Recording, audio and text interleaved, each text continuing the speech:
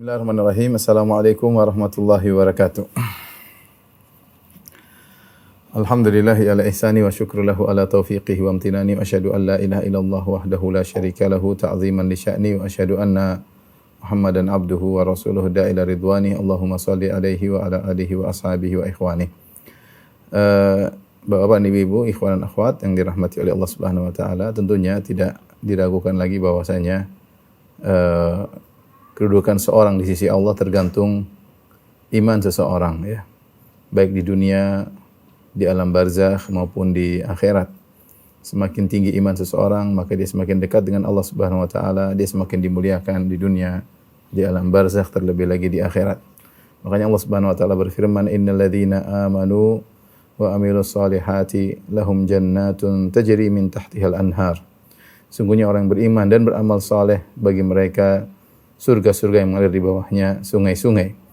Oleh karenanya, seorang di dunia ini berusaha untuk menyempurnakan imannya. Dan inilah yang dilakukan oleh para sahabat, seperti yang diriwayatkan dari banyak sahabat, seperti dari Umar bin Khattab radhiyallahu anhu, beliau berkata, "Halummu nazdat imanan." Marilah kita menambah iman kita. Nazdat imanan. Marilah kita menambah iman kita, ya.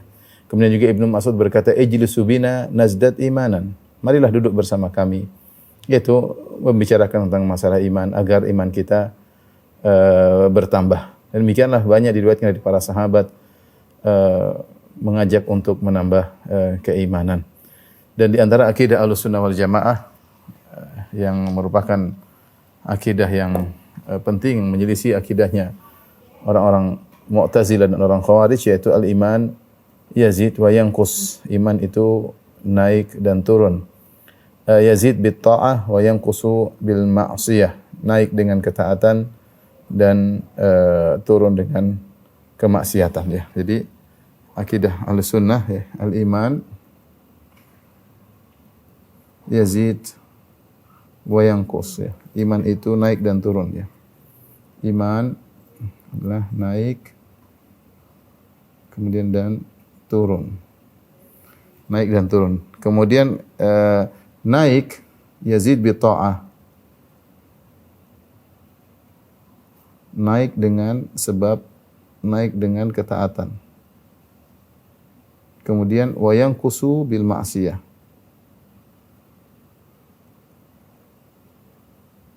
Turun karena maksiat.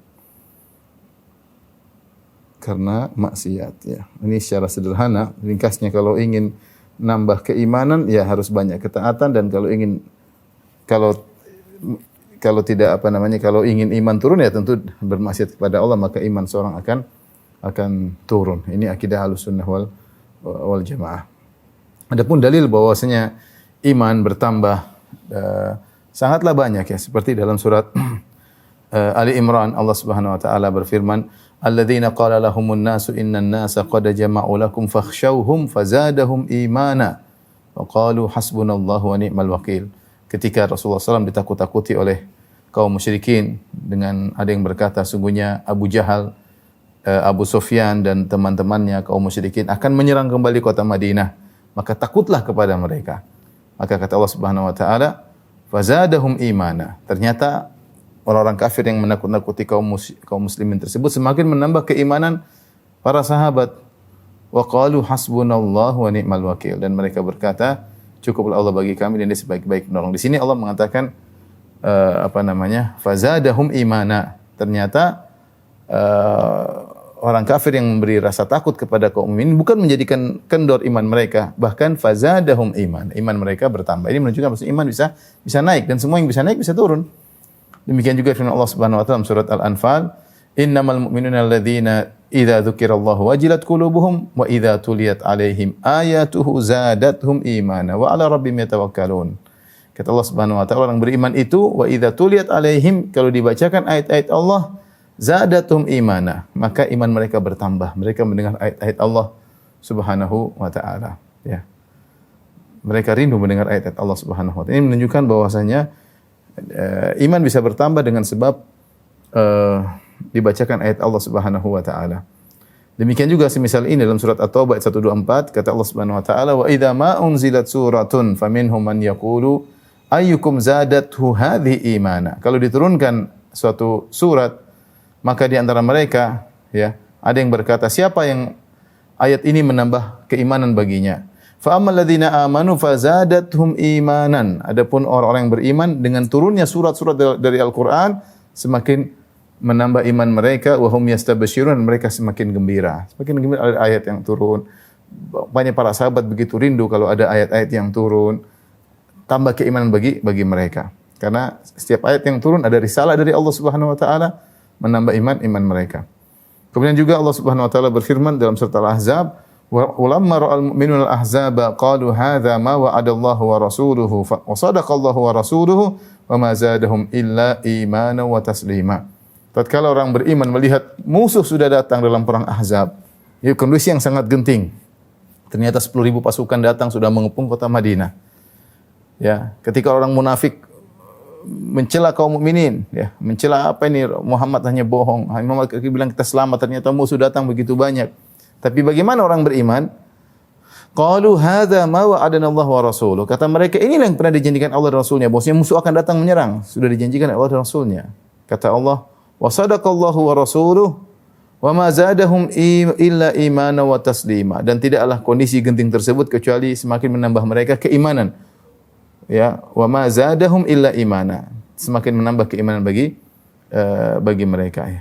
Kemudian juga Allah Subhanahu wa taala berfirman dalam surat Al-Fatah, "Huwallazi anzala as-sakinata fi qulubil mu'minina liyazdadu imanan ma'a imanihim."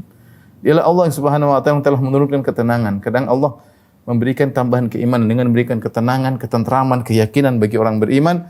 Kata Allah, liyazdadu imanan ma'a imanihim, agar iman mereka bertambah daripada iman yang sudah ada sebelumnya, ya. Dan inilah di antara dalil-dalil bahwasanya iman itu bertambah, dan secara logika kalau iman bertambah bisa kurang, iman bertambah bisa kurang, ya. Demikian juga Allah Subhanahu wa taala menyuruh orang yang sudah beriman untuk beriman lagi. Allah berfirman, "Ya ayyuhalladzina amanu aminu billahi wa rasulih." Wahai orang yang beriman, berimanlah kepada Allah Rasulnya. Wahai orang yang beriman, berimanlah. Ditafsirkan oleh sebagian ulama, maksudnya tambahlah iman kalian, itu tetaplah dan tambahlah. Kalau misalnya ada orang sedang makan, ada tamu kita lagi makan, dia sedang makan, makanlah. Maksudnya apa? Tambah makannya. Kalau dia sedang makan, ketika seorang sedang makan, misalnya tamu di rumah kita sedang makan, lalu kita bilang sama dia, makanlah, berarti kita suruh dia tambah makan. Allah berfirman, "Ya ayyuhalladzina amanu aminu billahi wa rasulihi wal kitabil ladzi nazzala 'alal rasuli wal kitabal ladzi anzala min qabl." Wahai orang yang beriman, berimanlah, tambahkanlah iman kalian kepada Allah dan Rasulnya, dan berimanlah kepada kitab alladzi nazzala 'ala rasulihi, Al-Qur'an yang Allah turunkan kepada Rasulnya. Di sini Allah perintahkan untuk menambah keimanan. Demikian juga tentunya saya tidak akan sebutkan semua ayat, tapi saya beri isyarat bahwasanya iman itu bisa bertambah. Dalam Al-Quran menunjukkan bahwasanya iman bisa bertambah. Demikian dalam hadis-hadis. Ya, dalam hadis-hadis Rasulullah SAW juga menyebutkan tentang iman itu bertingkat-tingkat, tidak sama. Ya. Kata Rasulullah SAW, "Yakhruju minan nari man qala la ilaha illallah wa fi qalbihi waznu sya'iratin min khair." Keluar dari neraka jahanam orang yang mengucapkan la ilaha illallah, dalam hatinya ada iman sebesar biji gandum. Wa yakhruju minan nar man qala ila Allah wa fi qalbi waznu burratin min khair. Dan di antara orang-orang di azab di neraka jahanam ada yang keluar imannya seperti mengucapkan la ilaha illallah dan imannya sebesar biji jagung. Biji gandum, ya. Kemudian Rasulullah SAW mengatakan, wa yakhruju minan nari man qala ila Allah fi qalbihi waznu dzarratin min khair. Dan keluar dari neraka ada orang yang imannya sebesar biji jagung, ya. Jadi ada yang keluar imannya sebesar. Jadi ini orang Islam mengucapkan la ilaha illallah tapi bermaksiat sehingga mereka diazab dalam neraka jahanam. Ternyata iman mereka rendah, dan dalam iman yang rendah tersebut juga bertingkat-tingkat. Ada yang imannya sebesar biji gandum yang syair, yaitu biji gandum yang putih, ada yang bur, biji gandum yang coklat, ya, dan ada yang sebesar biji jagung. Kemudian dalam riwayat yang lain kata Allah kepada orang-orang beriman yang ingin beri syafaat kepada penghuni surga, kata Allah, "Idhabu faman wajadtum fi qalbihi mithqala dzarratin min iman fa akhrijuhu." Ya. Pergilah kalian ke neraka orang yang beriman, beri syafaat. Ambillah orang-orang yang kalian dapati dalam neraka jahanam yang masih memiliki iman sebesar zarrah, yaitu ukuran yang sangat kecil. Ya, ukuran sangat kecil ya. Kemudian dalam riwayat yang lain, idhabu faman wajadtum qalbahu fi qalbihi mithqala dinarin min imanin fa akhrijuh. Keluarkanlah dari neraka orang-orang yang kalian dapat dalam neraka punya iman sebesar dinar. Ini lebih besar lagi. Ya. Kemudian juga akhriju minan, dalam riwayat yang lain, akhriju minan nari man kana fi qalbihi mithqalu habatin min khardalin min iman. Keluarkanlah dari neraka jahanam orang yang dalam hatinya ada keimanan sebesar biji khardal, yaitu semacam biji sawi. Ini dalil-dalil semua menunjukkan bahwasanya iman bertingkat-tingkat ya, dan di neraka nanti ada orang yang disiksa karena mereka banyak melakukan kemaksiatan, tapi mereka masih punya sisa iman. Sisa iman mereka ada yang sebesar darah, yaitu sebesar seperti semut yang kecil, ada yang sebesar biji jagung, ada yang sebesar biji gandum yang putih, biji gandum yang coklat, ada sebesar biji sekeping dinar. Artinya iman yang sedikit, tapi itu pun sudah bertingkat-tingkat. Makanya Rasulullah SAW bersabda juga menunjukkan bahwa iman bisa disempurnakan. Akmalul mu'minina imanan ahsanuhum khuluqa. Orang yang paling sempurna imannya adalah yang paling baik akhlaknya, yang paling baik akhlaknya. Artinya kalau Anda ingin menambah iman Anda sampai semakin sempurna, maka hendaknya Anda memperbaiki akhlak-akhlak Anda. Taib, ini semua ikhwan dan akhwat yang hati Rasulullah. Hanya sekedar saya kasih sekilas dalil tentang bahwasanya iman itu bertambah dan juga bisa berkurang. Secara kesimpulannya, iman itu bertambah dengan ketaatan dan iman itu berkurang dengan kemaksiatan. Ketaatan apapun akan menambah keimanan. Perhatikan, ya, ketaatan apapun akan menambah keimanan. Menambah keimanan. Tentu tingkatan tambahannya berbeda-beda tentunya ya. Seorang senyum karena Allah, senyum kepada saudaranya, apakah nambah iman? Ya, nambah iman. Karena senyum bagian daripada ketaatan. Senyum karena Allah Subhanahu wa taala. Dan kemaksiatan apapun akan mengurangi keimanan.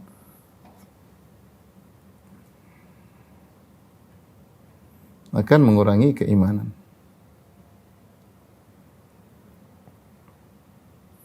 Seorang melihat yang haram, maka akan turun imannya, Seorang berpaling dari melihat sesuatu yang haram, lihat ada wanita tersingkap auratnya, kemudian dia balik, maka Allah tambah keimanannya. Karena menundukkan pandangan adalah keimanan. Kata Allah Subhanahu wa taala, "Qul lil mu'minina yaghuddu min absarihim." Katakan orang yang beriman untuk menundukkan pandangan mereka. Ketika mereka menundukkan pandangan, maka iman mereka bertambah. Ketika mereka mengumbar pandangan, iman mereka berkurang. Karena itu adalah maksiat. Dan dalil menunjukkan bahwasanya iman itu terdiri dari amalan hati, kemudian amalan lisan dan amalan jawarih. Dalam hadis, ya, iman itu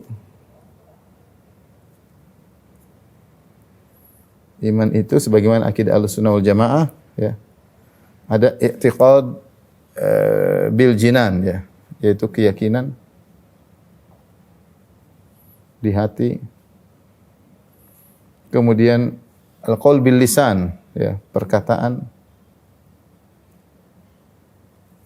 Kemudian al-amalu bil arkan, yaitu amal dengan anggota tubuh.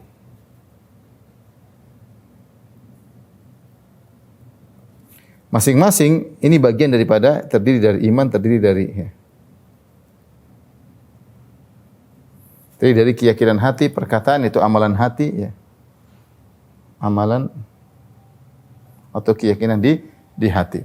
Sehingga dalam satu hadis Rasulullah SAW bersabda tentang cabang-cabang keimanan, kata Nabi SAW, al-imanu bid'un wa sab'una syu'bah. Iman itu 70 sekian cabang atau 60 sekian cabang. A'laha la ilaha illallah, yang paling tinggi kalimat la ilaha illallah, wa adnaha imatatul adza 'anit thariq, dan yang paling rendah adalah menghilangkan gangguan dari jalan. Kemudian kata Nabi sallallahu alaihi wasallam, wal haya'u syu'batun min syu'abil iman. Bahwasanya rasa malu adalah bagian dari keimanan. Dari sini tahu bahwasanya mengucapkan la ilaha illallah adalah amalan lisan. menghilangkan gangguan dari jalan amalan badan. Seorang berjalan kemudian dia angkat paku yang ada di tengah jalan atau botol atau beling yang ada di tengah jalan dia pindahkan. Ya. Kemudian wal haya'u syu'batun min syu'abil iman. Kemudian rasa malu adalah bagian daripada cabang dari keimanan. Nah, kalau kita mau meringkas ketaatan, ketaatan semua yang ada tidak keluar dari tiga hal ini. Ada ketaatan terkait dengan hati, ada ketaatan terkait dengan perkataan, ada ketaatan terkait dengan amalan anggota tubuh. Contoh sederhana, ketaatan terkait dengan amalan hati misalnya membenarkan, tasdik, membenarkan. Ini amalan hati. Ya, at-tasdik. Dan ini bertingkat-tingkat tidak sama. Contoh sederhana, dalam menyikapi ayat-ayat Allah, menyikapi hadis-hadis Rasulullah SAW, orang tidak sama. Ada yang membenarkan dengan kuat dan ada yang membenarkan namun tidak kuat pembenarannya. Oleh karenanya kita tidak sama dengan Abu Bakar As-Siddiq. Abu Bakar As-Siddiq diberi gelar dengan As-Siddiq karena amalan dia membenarkan luar biasa. Membenarkan dia luar biasa. Sehingga imannya tidak sama dengan kita. Kita semua ada pembenaran. Kita membenarkan Allah Rasulnya. Tapi tidak sama dengan Abu Bakar As-Siddiq. Sehingga dia diberi gelar dengan gelar As-Siddiq. Kalau kita semua tingkat pembenarannya sama dengan Abu Bakar, kita semua diberi gelar As-Siddiq. Namun tentunya tidak. Yang diberi gelar As-Siddiq cuma Abu Bakar radhiyallahu taala anhu. Ini menunjukkan bahwasanya pembenaran bertingkat-tingkat. Contoh lagi misalnya ikhlas. Ikhlas tidak sama antara satu orang yang lain. Ikhlas bertingkat-tingkat. Ada orang ikhlas luar biasa, ada yang ikhlas setengah-setengah. Tidak sama. Ada yang benar-benar hanya mikir akhirat, ada yang masih mikir akhirat bercampur dengan dunia. Ya, tidak sama. Yakin juga tidak sama. Ya.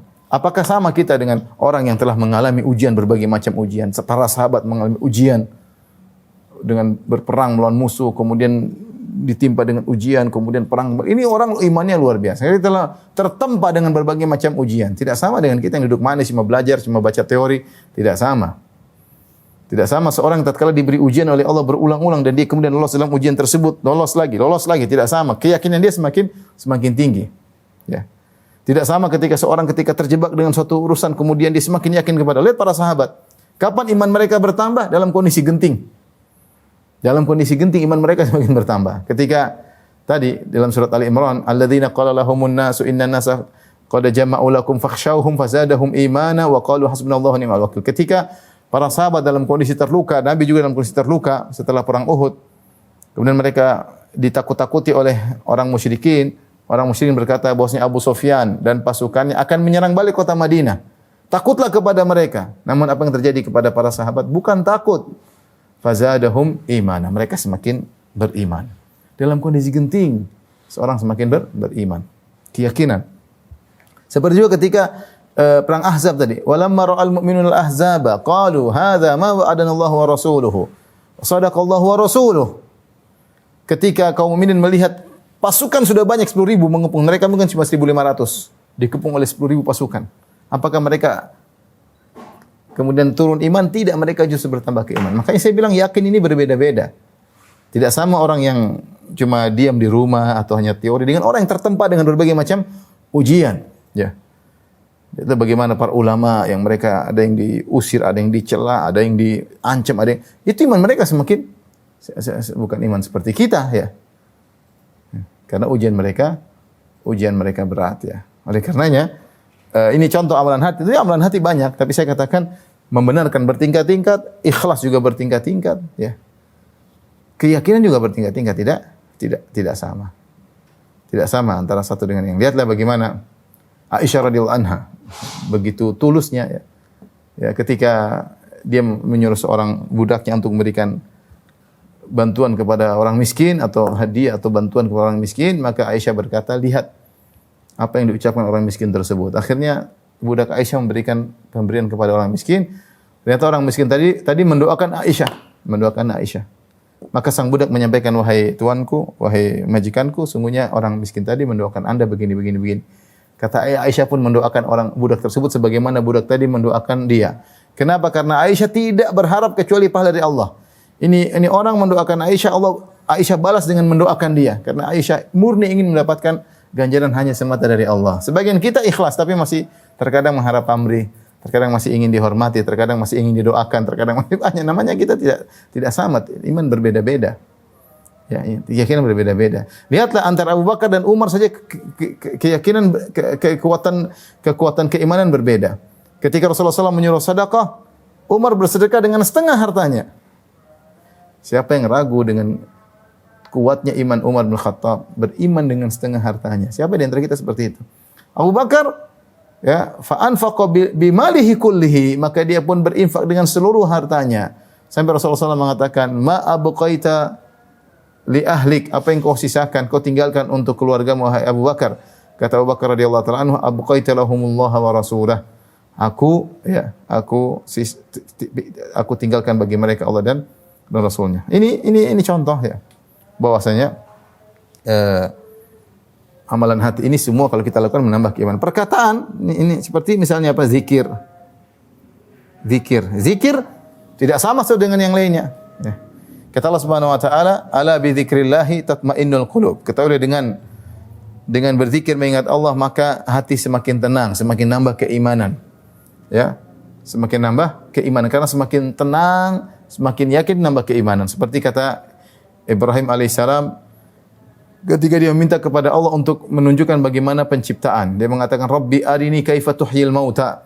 Ya Rabbku, tunjukkanlah kepadaku bagaimana kau menciptakan, menghidupkan yang sudah mati. Bagaimana cara kau menghidupkan yang sudah mati? Kata Allah, "Qala awalam tu'min?" Tidakkah kau beriman? Wahai Ibrahim, bahwasanya aku bisa menghidupkan yang mati. Kata Ibrahim, "Qala bala." Aku beriman bahwasanya engkau bisa menghidupkan yang mati. Walakin liyatma'inna qalbi, tapi aku ingin lebih tentram hatiku. Maka akhirnya Allah menyuruh Nabi Ibrahim untuk mengambil burung, kemudian dipenggal-penggal, diletakkan tempat yang jauh, akhirnya bisa hidup kembali. Tapi maksudnya zikir ini di antara sarana untuk menambah keimanan.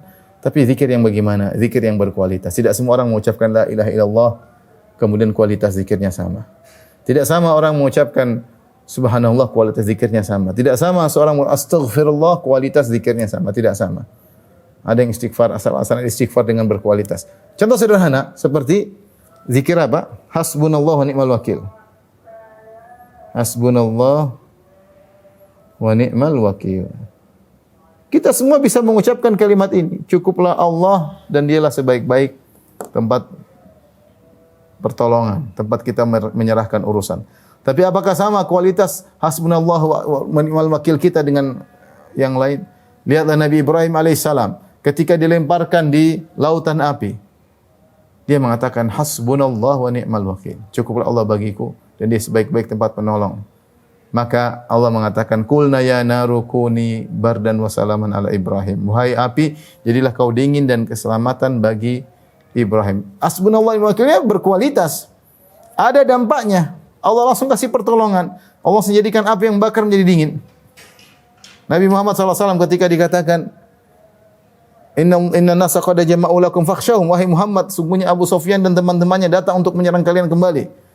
Fazadahum imana, kata Allah semakin bertambah imannya Rasulullah dan para sahabat. Wa qalu hasbunallah wa ni'mal wakil. Mereka mengucapkan hasbunallah wa ni'mal wakil. Cukup Allah bagi kami dan dia sebaik-baik tempat penolong. Tidak semua orang mengucapkan hal ini. Betapa banyak orang tertimpa dengan berbagai masalah yang berat, kemudian dia mengucapkan dengan penuh keyakinan zikirnya hasbunallah wa ni'mal wakil, tapi berkualitas. Maka Allah kasih solusi. Dan betapa banyak orang mengucapkan hasbunallah wa ni'mal wakil, solusi tidak datang. Salahnya di mana? Kualitas zikir. Baca Quran, ya. Baca Al-Quran, apakah sama satu dengan yang lain? Tidak, ya. Ada orang baca Quran dengan kata sebagaimana kata Ibnu Mas'ud, khifu inda ajaibihi. Berhentilah pada keajaiban-keajaiban. Kalau baca pelan-pelan satu, nikmati. Ini apa ini? Masya Allah, ini apa sih maksudnya ayat ini? Tidak sama orang yang sekedar baca. Sama-sama dapat pahala. Sama-sama nambah keimanan. Tapi kualitas berbeda. Ya. Kualitas berbeda. Ya. Ini contoh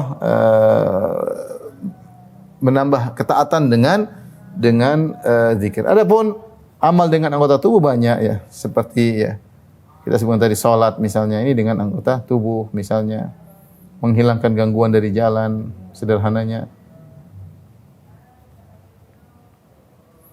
Gangguan dari jalan.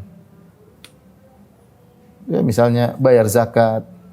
Ini semua amalan tubuh ya, amalan tubuh. Seorang bayar zakat. Apakah sama satu orang yang bayar zakat yang satu dengan itu berbeda? Tidak sama.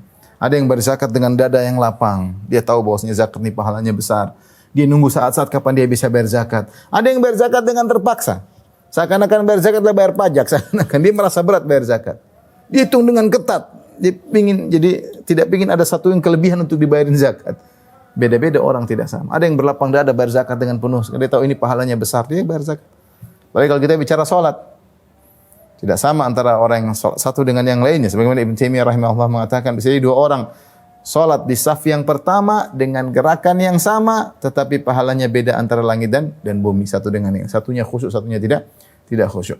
Inilah maksud saya ingin menjelaskan bahwasanya iman terdiri dari amalan hati, kemudian ada ini amalan hati yang pertama, amalan hati, yang kedua perkataan, ketiga. Nah, kita bisa menambah keimanan dengan berbanyak cabang-cabang keimanan ini. Semakin banyak kita ketaatan, baik ketaatan dengan hati, ketaatan dengan perkataan, ketaatan dengan amal, maka kita bisa menambah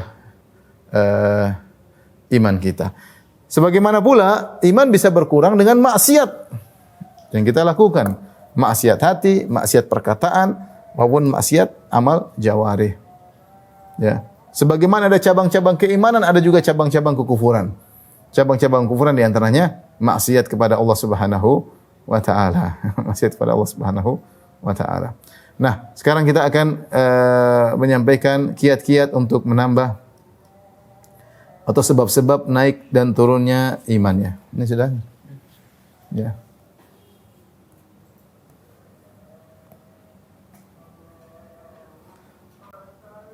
Sebab-sebab naiknya iman. Sudah kita jelaskan tadi secara sederhana, semakin banyak ketaatan, semakin tambah keimanan.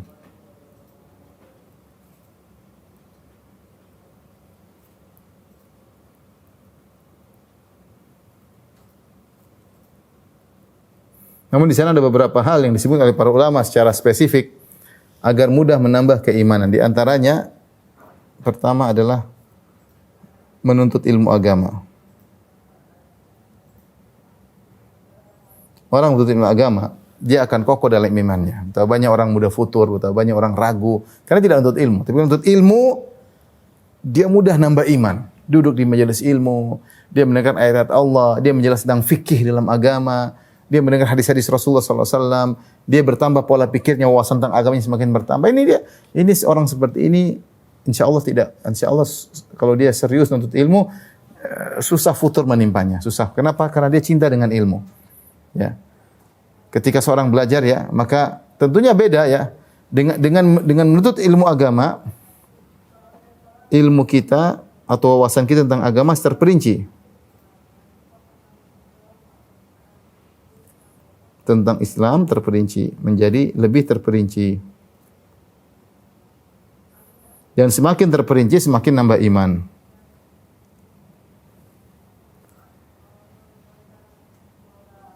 Semakin nambah iman.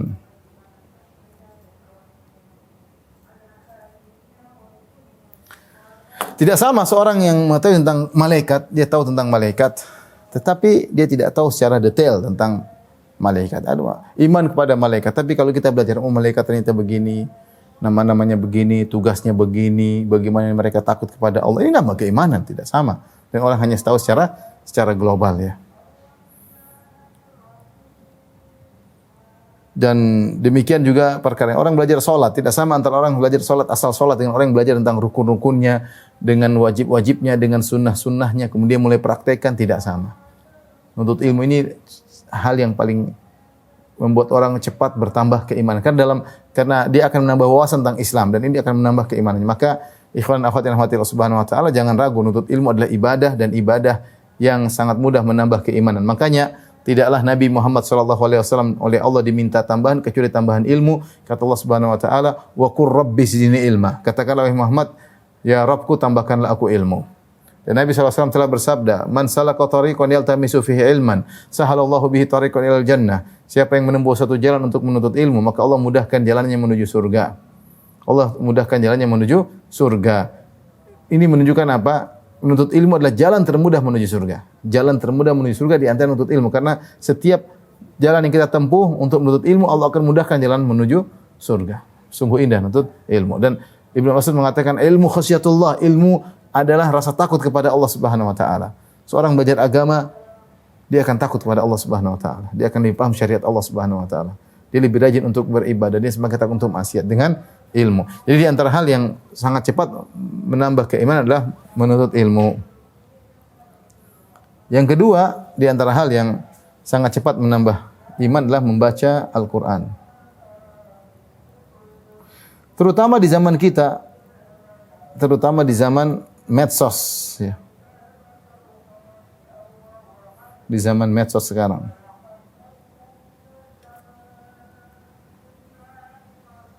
Subhanallah.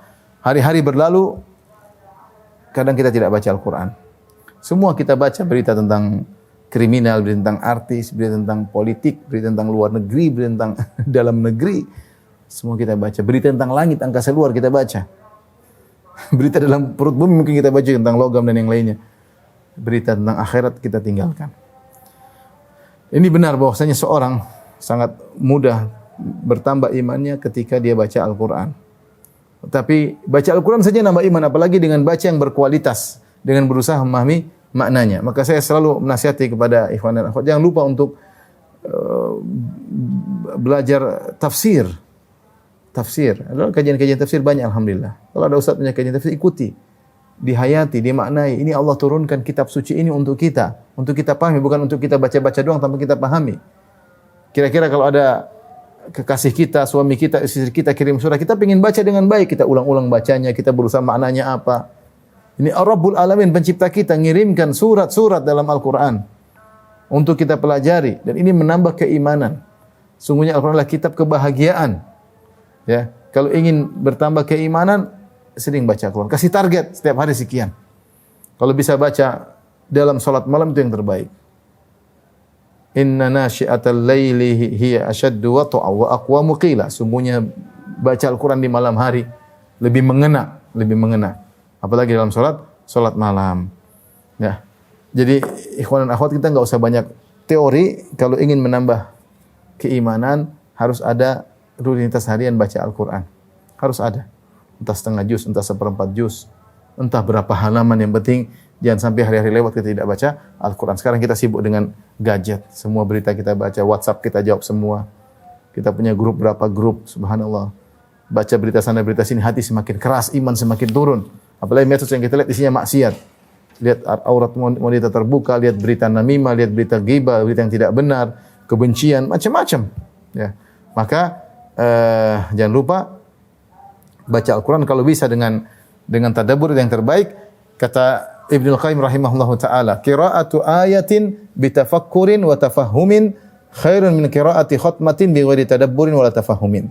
Membaca satu ayat saja dengan merenungkan, dengan tadabbur, lebih baik daripada menghatamkan Quran tanpa tadabbur. Menghatamkan tanpa tadabbur. Ini fenomena yang sekarang kita bahagia di tanah air kita. Betapa banyak sekolah-sekolah tahfidzul Quran. Banyak orang hafiz Quran. Tapi sangat sedikit yang memahami isi Al-Quran. Ya, kita ingin mereka tidak berhenti pada hafal Quran saja. Ini hanyalah langkah awal. Selanjutnya adalah memahami ayat-ayat tersebut untuk dirinya pribadi dan untuk disampaikan kepada masyarakat. Ya. Oleh karenanya, Fudail bin Iyad telah memperingatkan akan hal ini. Sebagian orang hanya membatasi dirinya pada hafal Quran doang, untuk baca Quran saja.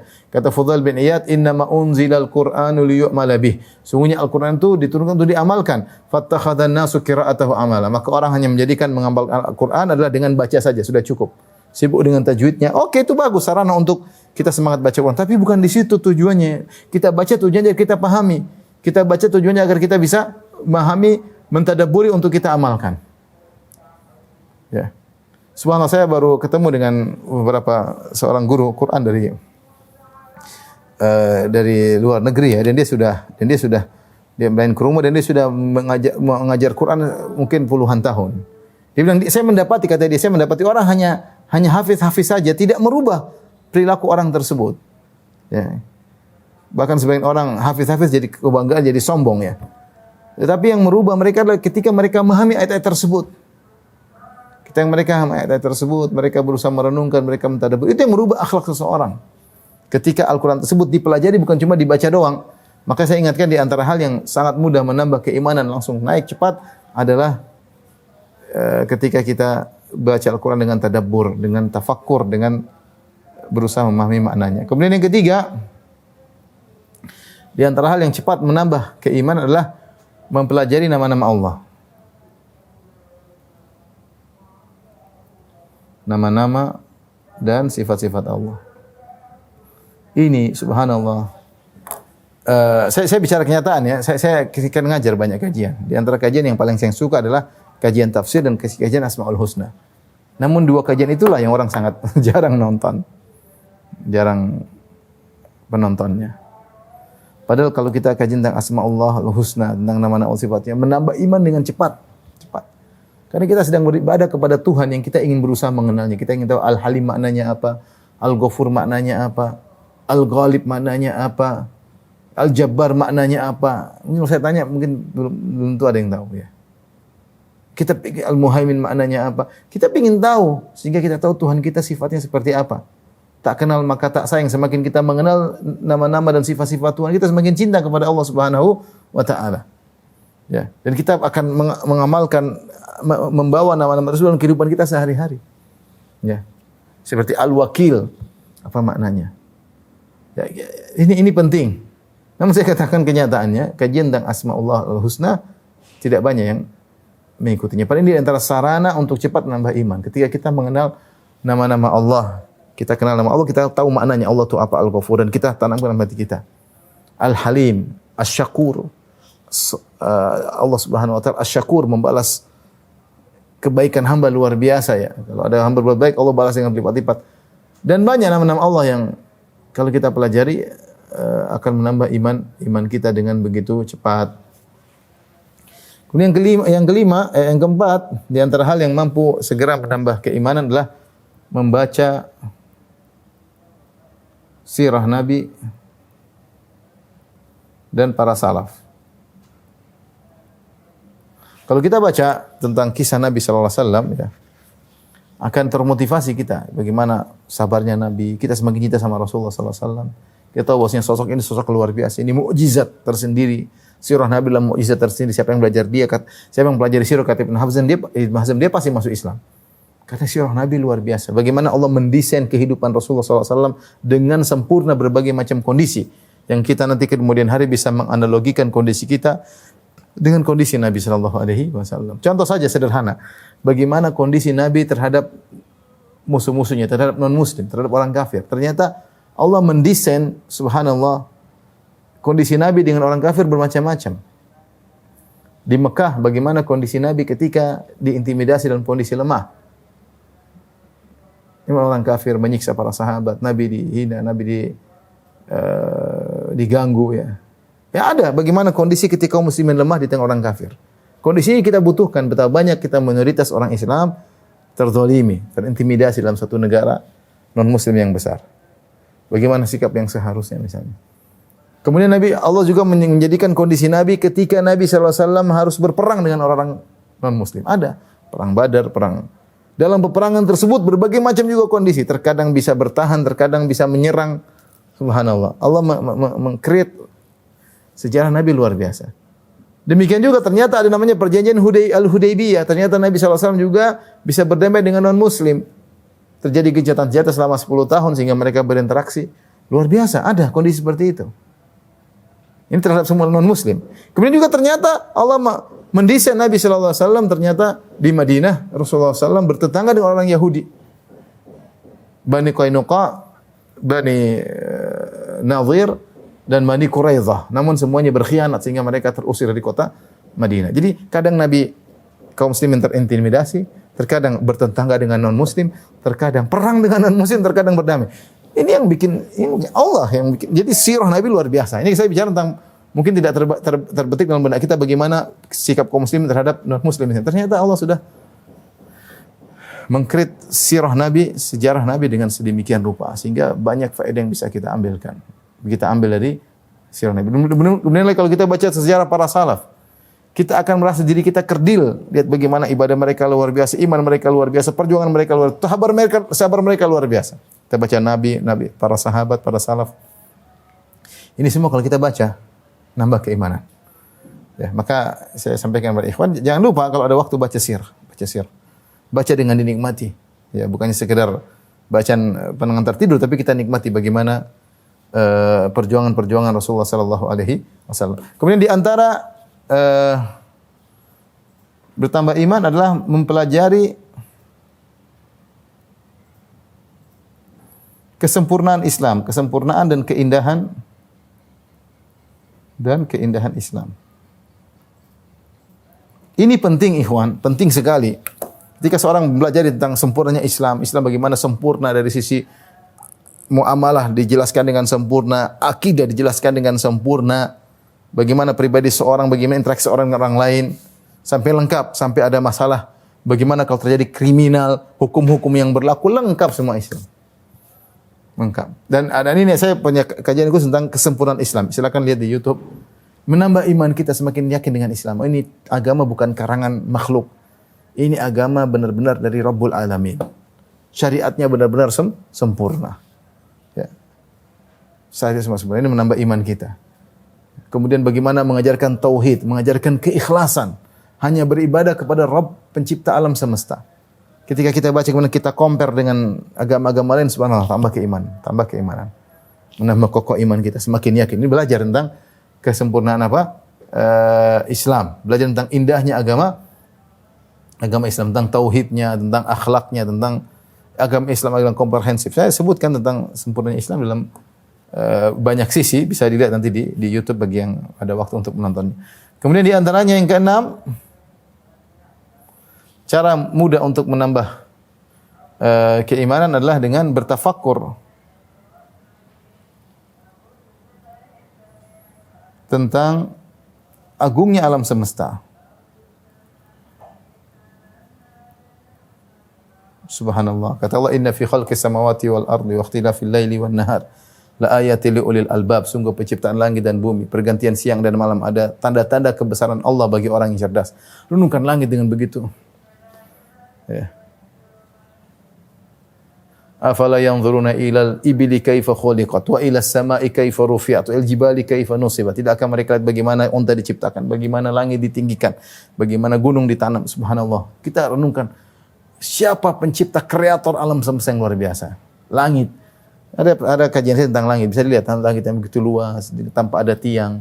Kita enggak tahu mana ujung mana pangkalnya. Isinya berat, ada matahari, ada rembulan, ada bintang-bintang. Siapa yang bisa bikin seperti ini? Renungkan matahari terbit selalu pada orbitnya, terbit pada waktunya, terbenam pada waktunya. Jaraknya tidak berubah, konstan, panasnya konstan, luar biasa. Siapa yang bisa ngatur ini? Semua. Kita renungkan. Berlihat di langit luar biasa dengan keindahannya luar biasa. Allah jadikan wa bin najmi hum yahtadun, dengan bintang-bintang seorang bisa mengetahui arah. Luar biasa. Rembulan dengan indahnya diisi dengan bintang-bintang, rasi-rasi bintangnya. Langit pertama, langit kedua, langit ketiga, langit ketujuh. Allahu Akbar. Nambah keimanan. Ma ajmalas sama, betapa indah langit. Seorang kalau renungkan, tambah keimanan. Agungnya. Belum bicara tentang bumi, bicara tentang isi bumi. Oh, luar biasa ya. Indahnya Sang Pencipta. Indahnya Sang Pencipta. Nah, apa kita kadang-kadang keluar tadabbur alam, kata orang istilahnya. Tafakkur.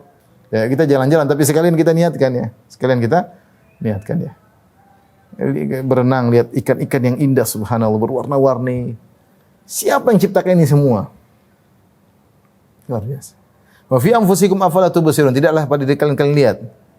Lihatlah pada diri kalian bagaimana organ pernapasan, bagaimana organ peredaran darah, bagaimana organ mata penglihatan, bagaimana pendengaran. Siapa yang ciptakan begitu indahnya, seperti begitu itqan, begitu profesional. Ini semua ini menambah keimanan, Ini sangat penting. Saya katakan terutama di zaman sekarang munculnya orang-orang ateis ya.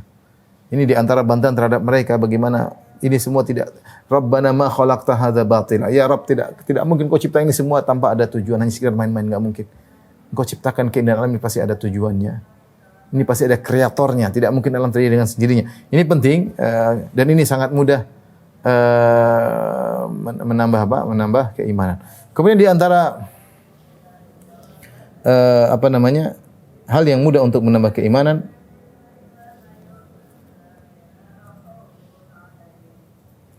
adalah perhatian terhadap amalan hati.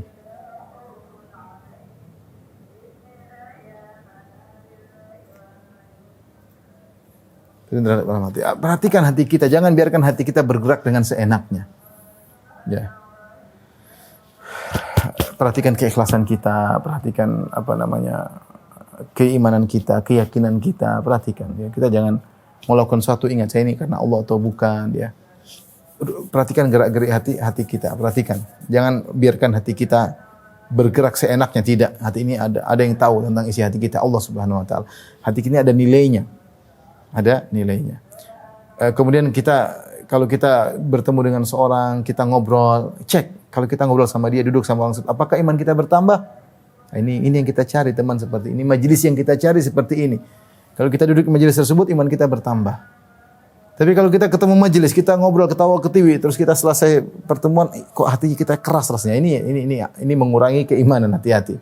Makanya dikatakan oleh salah seorang salaf, min fiqhil abd, ya, di antara fikih seseorang, ya, bahwasanya dia tahu amusdadun imanuhu am yanqus, ya. Dia tahu kapan imannya bertambah dan kapan imannya berkurang. Dia harus tahu. Jadi kalau saya kondisi begini, saya ketemu si fulan, saya duduk di majelis fulan, iman saya bertambah, dan kita bisa merasakan iman saya lagi alhamdulillah nih, lagi yakin, lagi semangat. Dan dia harus tahu kapan imannya berkurang. Ketemu si fulan, iman saya berkurang. Duduk di majelis seperti, iman saya berkurang. Jangan biarkan dia bergerak tanpa memperhatikan gerak-gerik hatinya. Jadi perhatikanlah gerak-gerik hati, dan ini sangat penting dalam menambah keimanan kita. Inilah ikhwan dan akhwat yang rahmatillah subhanahu wa ta'ala. Tentunya kalau kita bicara tentang sebab-sebab naiknya iman sangat banyak, ya. Dan setiap ketaatan menambah keimanan, ya. Setiap ketaatan menambah. Tapi ini diantara hal-hal yang mungkin bisa kita rutinkan agar kita bisa bertambah keimanan dengan cepat. Dan tadi saya sudah singgung bahwasanya di antara hal yang sangat mudah menambah keimanan seorang tatkala Allah kasih dia ujian. Allah kasih ujian, dia mempraktekkan dalam kehidupannya. Bagaimana dalam kondisi sulit, kemudian dia berdoa, kemudian dikasih solusi oleh Allah. Ini sangat cepat tambah keimanan. Dia berhusnudzon kepada Allah, tiba-tiba Allah kasih solusi. Ini sangat cepat nambah keimanan. Makanya tadi kita sebutkan, para sahabat bertambah keimanan justru dalam kondisi-kondisi genting. Kita tidak minta kondisi genting, tapi maksudnya kalau kita terjebak dengan kondisi genting, ikhwan akhwat yang rahmatillah subhanahu wa ta'ala, jalani dengan baik, dengan saatnya kita mengamalkan hati kita, yakin, husnudzon, berbaik sangka kepada Allah Subhanahu wa taala, ya. Pasti begitu kita berdoa, dan itu sangat mudah menambah keimanan ketika kita berhasil melewati ujian-ujian tersebut. Taib, adapun sebab turunnya keimanan,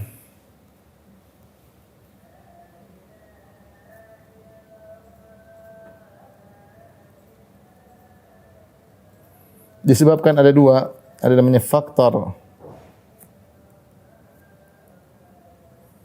eksternal, faktor internal. Faktor eksternal yaitu apa? Syaitan dan lingkungan. Faktor internal adalah hawa nafsu. Ini hati-hati, ya. Yang ini semua mengantarkan kepada maksiat, membawa kepada maksiat. Yang maksiat mengurangi namanya keimanan. Makanya di antara zikir pagi petang kita berdoa, Allahumma fatiras samawati wal ard, alimal ghaibi wasyahada, rabb kulli syai'in wa malika, asyhadu an la ilaha illa anta, a'udzubika min syarri nafsi wa min syarri syaitani wa syirkihi, wa naqtarif ala nafsi su'an aw ajra ila muslim. Itu doa zikir pagi petang. Ya Rabbku, pencipta langit dan bumi, yang mengetahui yang gaib maupun yang nampak, Rabb kulli syai'in wa malikah, pencipta segala sesuatu dan penguasanya. Asyhadu an la ilaha illa anta, aku bersaksi tidak ada yang berhak disembah kecuali Engkau, ya Allah. A'udzubika min syarri nafsi, aku berlindung kepada Engkau dari keburukan jiwaku. Jiwa ini punya keburukan. Ini faktor internal. Wa min syarri syaitani wa syirki, dan aku berlindung kepada Engkau dari godaan syaitan, yaitu faktor eksternal, wa syirki, dan jerat-jeratnya. Ada yang mengatakan wa syaraki, dan anak buahnya, faktor lingkungan. Syaitan punya anak buah manusia dan jin. Ya. Wa naqtarif al nafsi su'an au jara ila muslim, atau aku melakukan perbuatan buruk untuk diriku dan atau aku membawanya kepada muslim yang lain. Ini faktor eksternal sangat, ini semua bisa membuat seorang terjerumus dalam kemaksiatan ya. Syaitan, maka kita harus sering berlindung, auzubillahi minasyaitonir rajim. Wala tattabi'u khutuwati syaitan. Jangan ikut-ikut langkah syaitan. Lingkungan hati-hati. Lingkungan juga, kalau syaitan musuh tidak kelihatan. Ya sudah, tinggal kita hati-hati saja. Banyak berta'awuz kepada Allah. Lingkungan banyak, hati-hati. Jangan kita mendekati lingkungan dengan maksiat. Lingkungan pengaruhnya luar biasa. Salah bergaul berbahaya. Salah berteman berbahaya. Salah buka HP, salah buka internet berbahaya. Ini semuanya faktor lingkungan. Dan ini pengaruhnya sangat luar biasa. Hati-hati, seorang waspada, tidak sembarang bergaul. Ibu-ibu tidak sembarang bergaul. Sebagian ibu-ibu rusak imannya. Bergaul dengan orang-orang yang hidupnya glamor, hidup kaya raya, sehingga pikirannya di dunia melulu. Ini lingkungan. Tadinya dia rajin baca Quran, tadinya mungkin dia menangis terenyuh. Kalau sholat, kalau berdoa nangis. Sekarang udah ketemu teman yang kaya raya, lupa. Pikirannya ke mall, pikirannya beli bergaya. Kalau sudah beli barang baru ingin menunjukkan kepada kawan-kawannya, sudah pola hidupnya berubah. Imannya langsung turun drastis, subhanallah. Kalau punya uang beli barang mahal, udah barang mahal sombong, imannya langsung terjun bebas. Salah bergaul, hati-hati.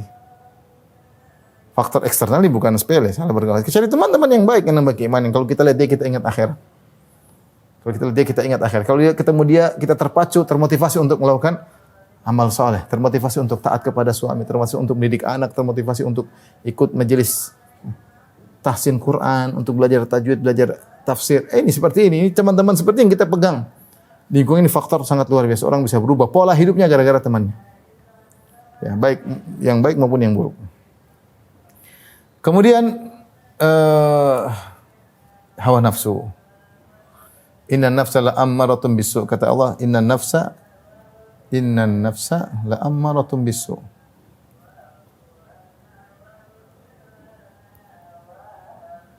La ammaratun bisu illa man rahimah rabbi. Sungguhnya jiwa itu memerintah kepada keburukan.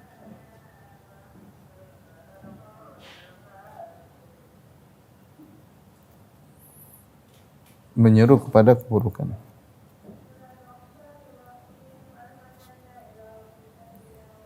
Maka kita harus berlindung tadi dalam zikir pada petang kita baca a'udzubika min syarri nafsi. Ya Allah, aku berlindung kepada Engkau dari keburukan jiwaku. Di antara kalau Nabi SAW berkhutbah, Rasulullah mengatakan innal hamdalillah nahmaduhu wa nasta'inuhu wa nastaghfiruh wa na'udzubillahi min syururi anfusina wa na'udzubillahi min syururi anfusina. Ya Allah, aku berlindung dan kami berlindung kepada Allah dari keburukan jiwa-jiwa kami. Ini penyakit dalam kita kadang lihat keburukan orang, kita ternyata punya penyakit dalam jiwa kita. Jiwa ini punya penyakit yang ngajak kita untuk dongkol, yang ngajak kita untuk hasad, ngajak kita untuk riya, ngajak kita untuk bermaksiat. Jiwa ini. Ada dalam doa Nabi SAW, Allahumma alhimni rusydi wa qini syarra nafsi. Ya, di antara doa Nabi SAW, Allahumma alhimni rusydi wa qini syarra nafsi. Ya Allah, ilhamkanlah kepadaku kebenaran rusdi dan lindungilah aku dari keburukan jiwaku. Bahayanya jiwa ini, bikin ujub, bikin riya, bikin sombong, jiwa semua. Merendahkan orang lain jiwa. Makanya hati-hati, jangan melehalehakan jiwa. Jangan melehalehakan apa? Jiwa. Di antara kemarin saya baru bahas tentang 20 sebab kenapa kita harus memaafkan. Ibnu Taimiyah rahimahullah menyebutkan, kalau jiwa kita mau balas dendam, kita tundukkan, kita memaafkan. Kita lawan jiwa kita. Jiwa kita ini tadinya ingin menguasai kita, dia enggak bisa. Karena kita sudah tundukkan. Kapan jiwa itu berontak? Ketika kita dizalimi, kita pingin balas. Bahkan kalau kita bisa balas dengan lebih, kita pingin. Jiwa seperti itu. Tapi kita lawan, tundukkan. Ya, kita bisa mengontrol jiwa itu bisa kita kontrol. Makanya para ulama melarang untuk dengar-dengar musik. Apa kata Ibnu Mas'ud? Al-ghina yumbitun nifaq. Bahwasanya nyanyian, musik-musik menumbuhkan kemunafikan. Saya renungkan tentang perkataan ini. Kenapa menumbuhkan kemunafikan? Karena jiwa dibuat berleha-leha, bersenang-senang dengan musik, kita fly, kemudian akhirnya dia biasa dimanja, dia ngajak yang lain-lain nanti. Pengin dimanja dengan khamar, pengin dimanja dengan nonton yang enggak benar, pengin dimanja dengan dimanja. Akhirnya dengan zina, musik mengantarkan pada zina, musik mengantarkan pada khamar, musik dengan akhirnya gitu, pingin dimanja. Karena akhirnya menimbulkan kemunafikan. Itu perkataan Ibnu Mas'ud radhiyallahu taala. Maka jangan kita biasakan melehah-lehahkan Jiwa ini punya keburukan. Kalau kita tidak kontrol, dia keluar keburukan. Tapi demikian saja, ikhwan dan akhwat yang rahmati Allah Subhanahu wa taala. Akhirnya kita hanya bisa berdoa kepada Allah, semoga Allah menambah keimanan kita. Di antara doa, Allahumma habbib ilainal iman wa zayyinhu fi qulubina wa karrih ilainal kufra wal fusuq wal isyan waj'alna minar rasyidin. Ya Allah, indahkanlah iman dalam hati kami dan hiasilah iman dalam hati kami, dan jauhkanlah, buatlah kami benci terhadap kekufuran, kemaksiatan dan kefasikan, ya. Dan jadikanlah kami termasuk orang-orang yang lurus, ya. Kata Nabi sallallahu alaihi wasallam, innal iman la yakhlaqu fi jawfi ahadikum kama yakhlaqu thawb fas'alullaha an yujaddida imanakum. Sungguhnya iman dalam diri kalian bisa kalau baju sudah lama namanya Pak, lusuh, jadi lusuh. Iman itu bisa lusuh seperti baju yang jadi lusuh, ya.